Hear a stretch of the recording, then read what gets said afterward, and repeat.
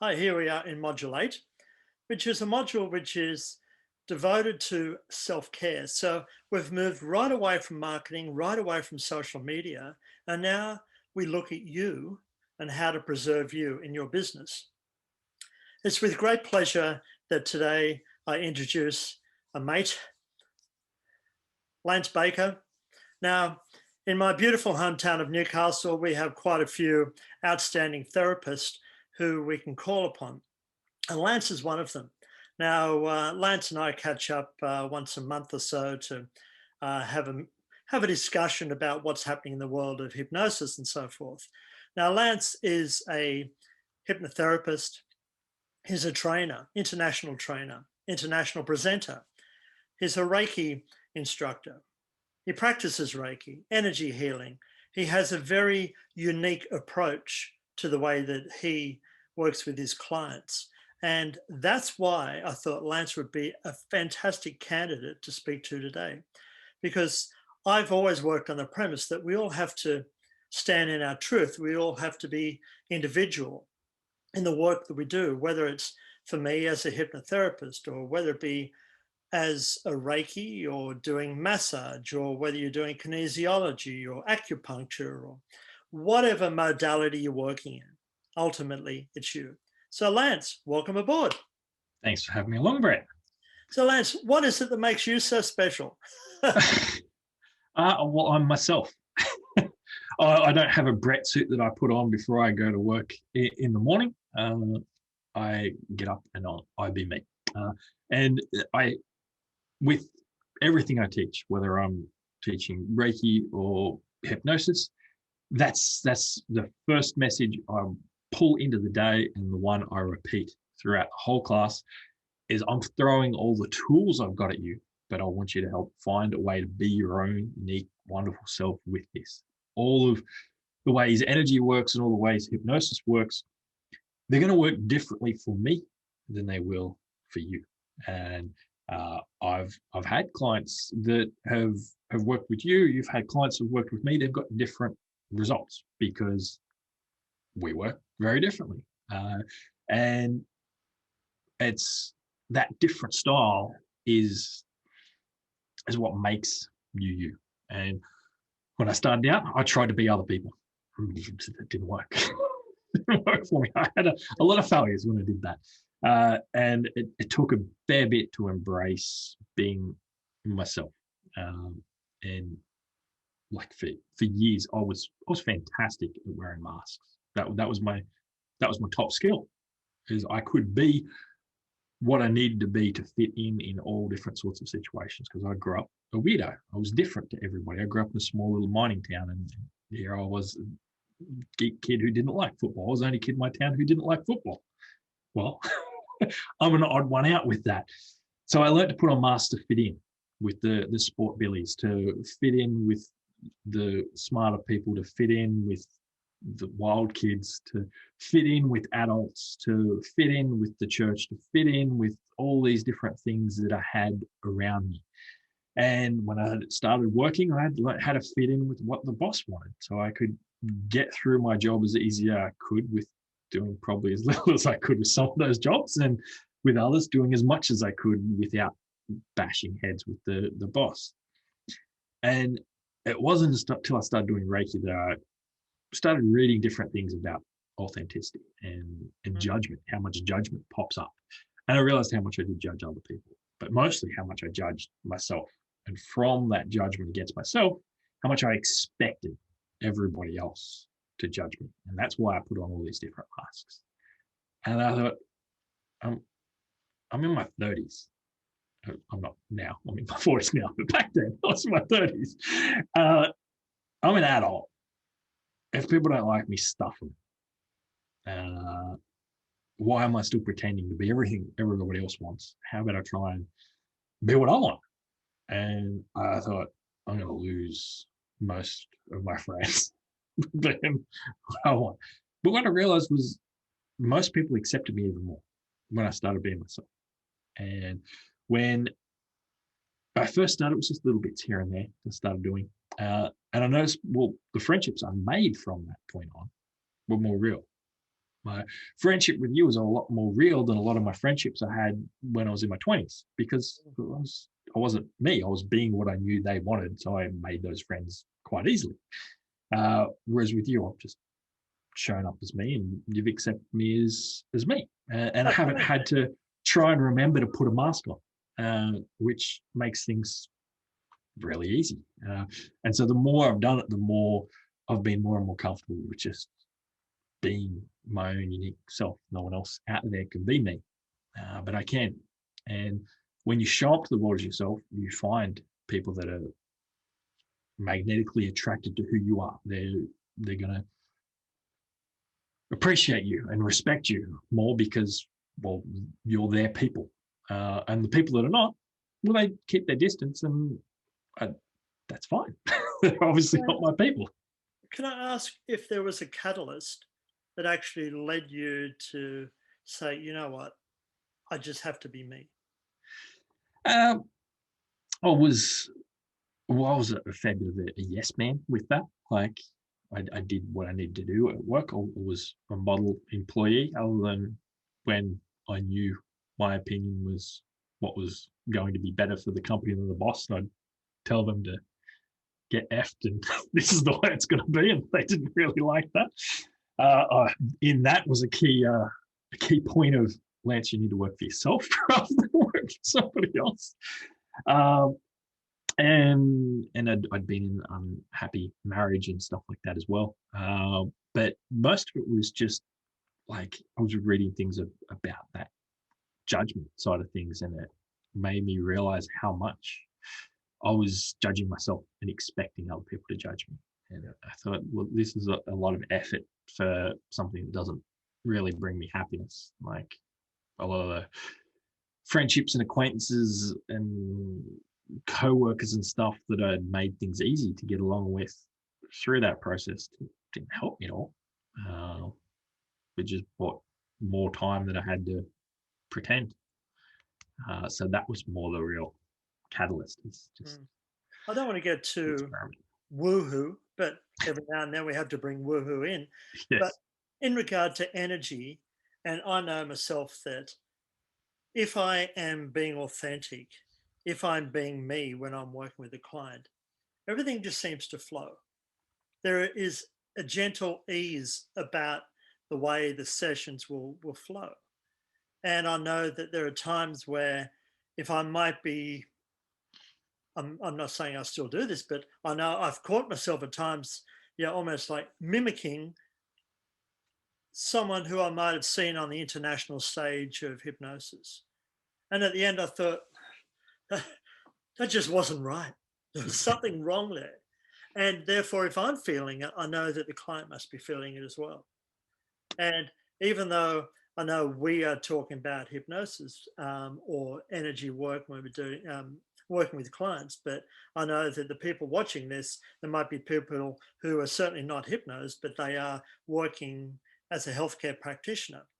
And I know that in their field, they also have to be understand the strength of standing in their truth and being honest to themselves.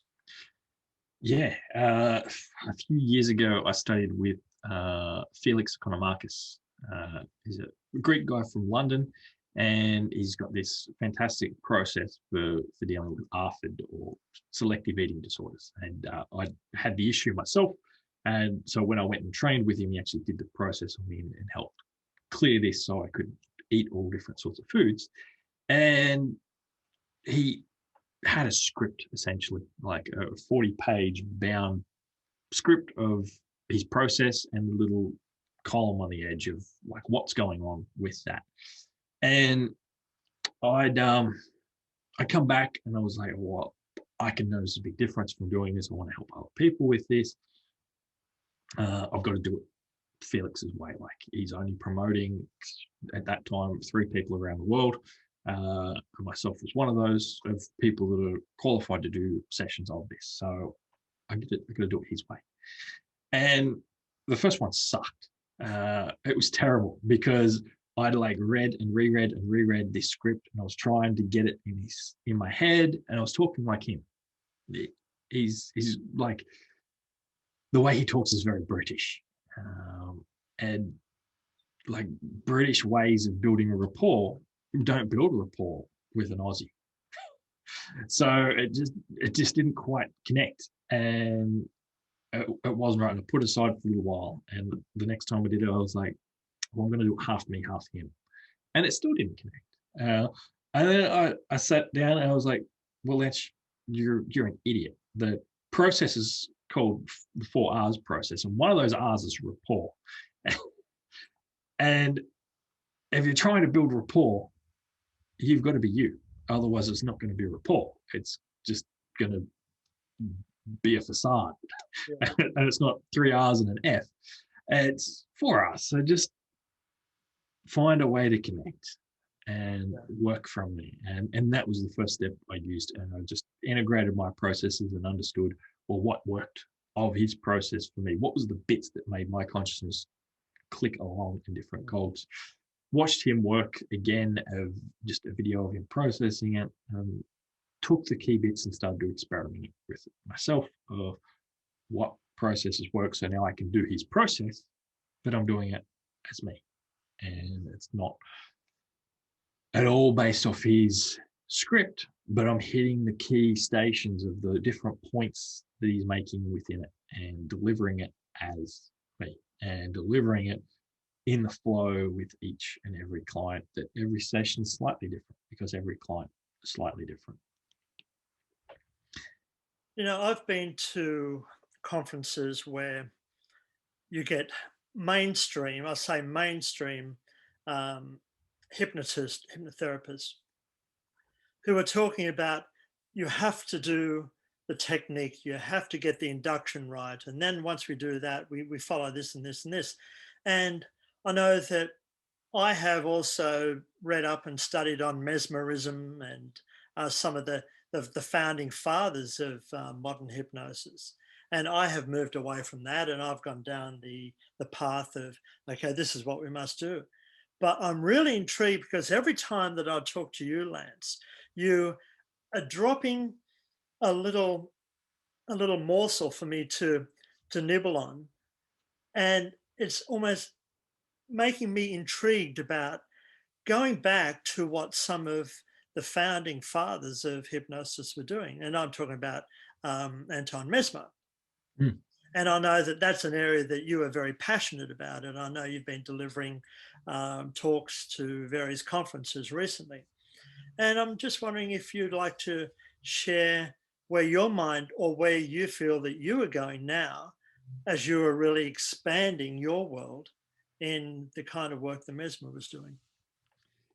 Yeah, well, I study a lot of the whole history of hypnosis. I love exploring each and every different key figure over the years. So the amount of different people that have influenced this field is phenomenal. And you could talk all day about all these different people throughout time that have had an impact on hypnosis. But a big thing I've noticed from it, and a big thing that helps me pull back to realize what the whole point of what we do is, learning from a big thing that most of these guys made a big mistake on.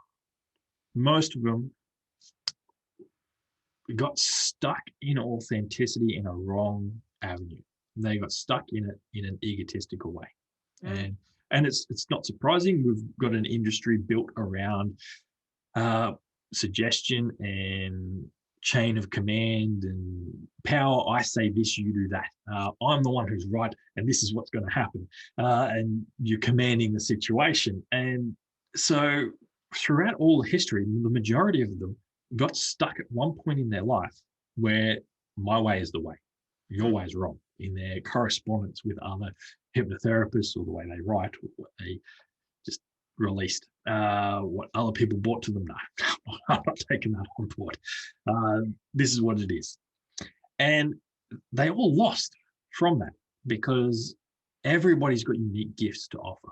And without being exposed to that, they're closing things off. And the average hypnotherapy course around the world, the mesmerism part of it is introduced as well, there was this charlatan guy who used to do this over people, and he created this suggestion of going to sleep and indirectly discovered placebo.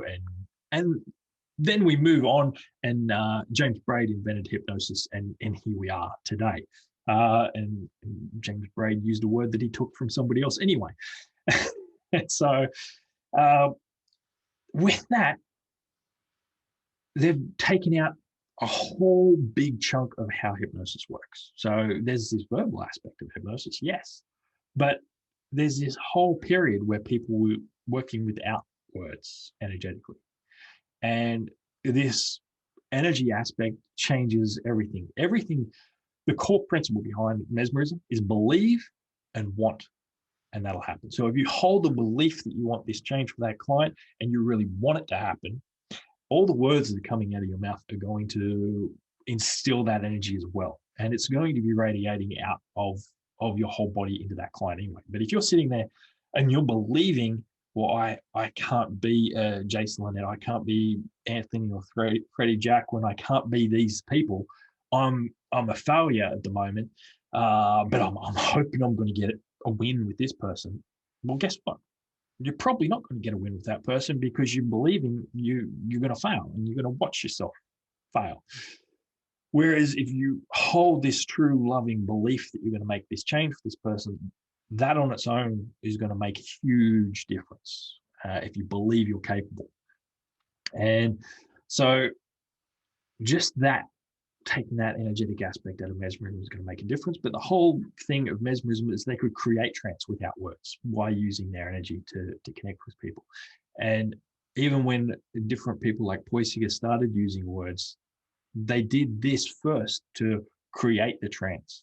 And then they got consciousness to come forward and start talking to them, that they could do the psychological aspects. But it took a long time and a lot of different people playing with this to develop the other aspects that then, because of different things like there was French commissions to do reports on Mesmer of whether this was real or imagined, and they come up with that it was imagined, but they were doing bribery things to make sure that he got closed down because the church was upset because he touched people, and most of the clients were women. And so you've got a man in a fancy robe touching women, and they would convulse and shake. And sometimes those convulses and shakes would have moans with them. So it was all very, let's shut this down. And so they found excuses to shut it down. And with that, with all of Braid's writings and stuff like that, he was really wanted in the medical community. And he'd seen the powers of the mesmeric side of things. So had other writers like Bernheim and Lebeau. But they wanted to fit it into this other model that would be accepted. So all these people are just trying to get it accepted. And they know in the background, well, these other things work, but I just can't talk about those. But then the people they taught only hear the verbal bit, and they've lost all of this other aspect to it. And so you're only working with half of the pie. And if you've only got some of the ingredients, you're only going to get some of the results. So I like to look at those old energetic backgrounds. That's the reason I got into this. Like I studied hypnosis because I was accidentally putting people into trance with Reiki, discovering later on I was doing mesmerism without knowing I was doing mesmerism. So I know the power of that because that's the doorway I come into. So I'm continually trying to find different things out like that. And as I was speaking before, I've been working with French translators and things, trying to get old books that have never been put into English in English so that I can get these extra words out of these past masters. I read lots as it is of the English translations, but sometimes they haven't all been translated because people just didn't expect it to be valuable. But at the same time, I still study extra things with people of today's age, like Jason Lynette, who doesn't do anything energetic. But I've got the knowledge of one that I can mix it with the other, and I can experiment and play and have that ability to be unique to myself without worrying about the judgments of those people who think that Mesmer was a charlatan. I personally know he wasn't, and that's all I need. there are three words that I've picked up from what you've just been saying. Firstly, ego, want, and belief. Mm. And I've always worked on theory where it's almost like I have a bit of a mantra. As soon as the client walks in the room, I'm just saying to myself, there is no room here for ego. There's no room here for ego. So, because it's not about me, it's not about the client, really. It's about whatever their subconscious mind is doing. Mm. So, I'm a great believer that, yeah, there's been some really inspirational creators, some people who've done beautiful things. And they've only done well if they've managed to keep ego out of it, because ego, unfortunately, has destroyed a lot of very good practitioners in whatever field they're in. But also going back to your points about want and belief, they're huge. As Mm. in, you have to want this process or change to work, but also have to believe that there's a possibility that something amazing is going to happen. And I've, like you, I've had many clients who've walked in, sat down in the chair, and they've almost put themselves into a trance even before you say boo. And because they believe that something amazing is going to happen. Mm. And through whatever work happens, they walk out and voila, change happens. So it's beautiful, the power of the mind. Now, I know that we talked earlier that, yes, we have different approaches, the way that we approach our practices. And yet at the same time, I think we both enter the practice wanting the best for that client, but we're just coming from a different angle, a different perspective. And I think that's the point that I'm really wanting to help others with as far as authenticity. So that I know you can line up 10 hypnotherapists and you're going to get 10 different approaches.